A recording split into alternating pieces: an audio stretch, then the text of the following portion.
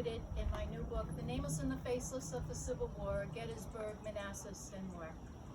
The Summer Kitchen and the George Spangler Farm on July 5th, 1863. In this poem, we actually hear from the voice of Confederate Brigadier General Lewis A. Armistead. General Armistead was mortally wounded on July 3rd, 1863, after a failed assault on the Union line as part of Confederate General George Pickett and Pickett's charge. His story is the story of that day of battle and his wounding, only to die here on July 5th, 1863. The Summer Kitchen. July 3rd, 1863 was the date that the mini ball struck me. I had my division line up on Seminary Ridge to begin to make the march to the battle din. Our artillery did bombard the Union, you see, up yonder away to the copse of trees. And when that barrage had ceased its last fire, our General George Pickett did lead us into the mire, and with resolve to march that mile across, to assault the Union at all cost, I stood there and prayed to our God above that my spirit was his to command and love. And so we marched across that field to the Union line that would not yield.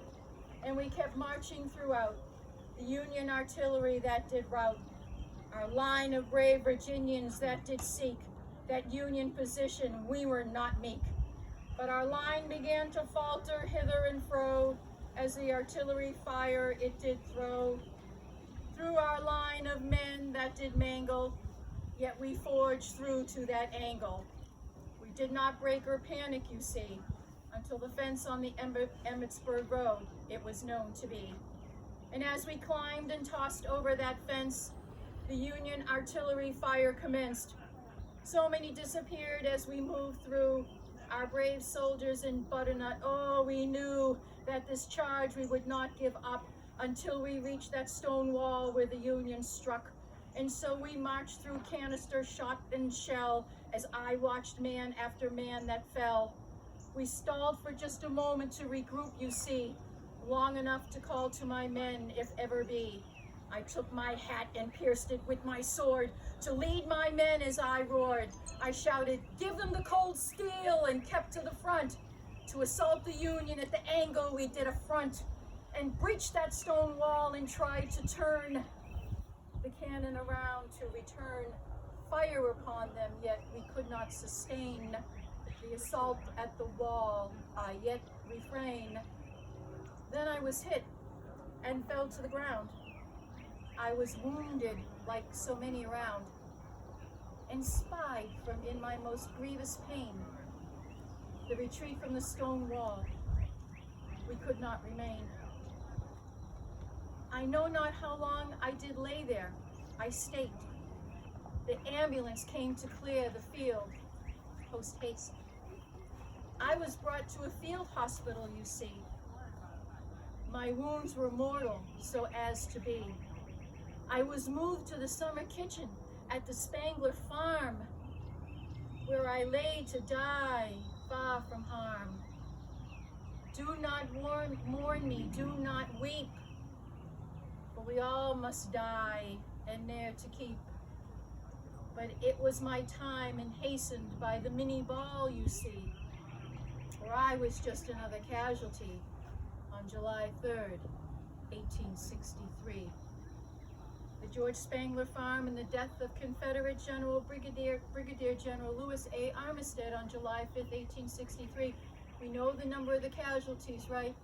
For the Civil War here in Gettysburg, 51,000. Surgeons, doctors worked tirelessly to try to save the lives of these battle-torn soldiers. And yet they were pressed into service as the wounded poured into their home, into their farm. The Spangler's separate summer kitchen building and small house were reserved for high-priority patients like Confederate Brigadier General Lewis Armistead, who died here in the summer kitchen on July 5th, just 2 days after he was mortally wounded.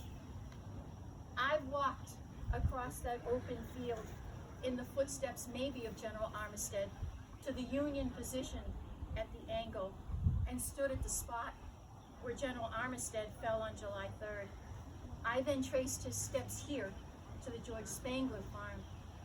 My journey then took me to the summer kitchen here that became the very inspiration for the poem. This brick and mortar structure has a large interior fireplace, and is also one of our Civil War stone sentinels. But what's in its very walls is the story of the death of Confederate Brigadier General Armistead. While history recounts the events of the Spangler farm, its occupants, the horror of the wounded during and after the battle, it is to this one lone stone structure we acknowledge the loss of this one general. This stone sentinel holds within its very walls the lifeblood and death of a general who was so brave in battle and in death. And for me, upon entering its most modest of walls, is to be instantly humbled by the event that took place there on July 5th, 1863.